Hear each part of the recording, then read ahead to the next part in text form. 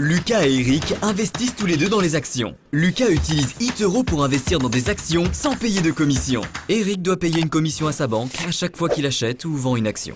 Lucas utilise CopyTrader pour reproduire les portefeuilles des meilleurs investisseurs en temps réel. Eric reçoit des conseils d'investissement de la part de son cousin Paul. Disque laser. Alors, comment se fait-il que Eric soit un aussi bon investisseur que Lucas? Il ne l'est pas, parce que Lucas utilise eToro et Eric ne le fait pas. Téléchargez eToro et investissez dans des actions sans payer de commission.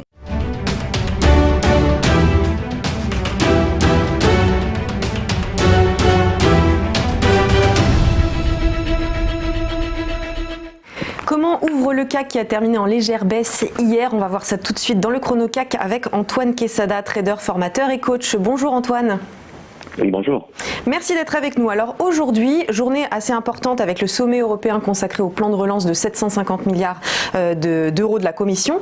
Est-ce que le CAC peut repasser au vert? Eh bien, écoutez, le CAC, bon là, on attend l'ouverture. Ça y est, on vient d'ouvrir pratiquement au même prix qu'hier. On est à plus 0,05, c'était à 5088 points.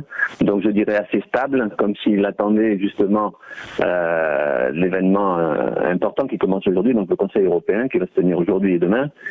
Dans un contexte d'incertitude toujours sur l'évolution de l'épidémie, du coronavirus, du Covid-19, qui inquiète. Donc, comme ces derniers temps, on se retrouve dans une situation hésitante. Malgré tout, je dirais que le CAC tente tout de même de sortir par le haut de cette zone de congestion qui dure déjà depuis plusieurs semaines. On a l'occasion d'en parler régulièrement. Donc, je vous avais matérialisé sur ce graphique ces deux obliques noirs qui sont en fait des supports et des résistances de très long terme et comme une espèce de tenaille à l'intérieur de laquelle le CAC était pris. Et là, depuis 2 jours, on tente une sortie par le haut, c'est-à-dire une cassure donc de cette oblique, de cette résistance de long terme en noir ici, et on est même en train, donc là aussi depuis 2 jours, d'essayer de casser la grande oblique baissière que je vous ai tracée ici en rouge.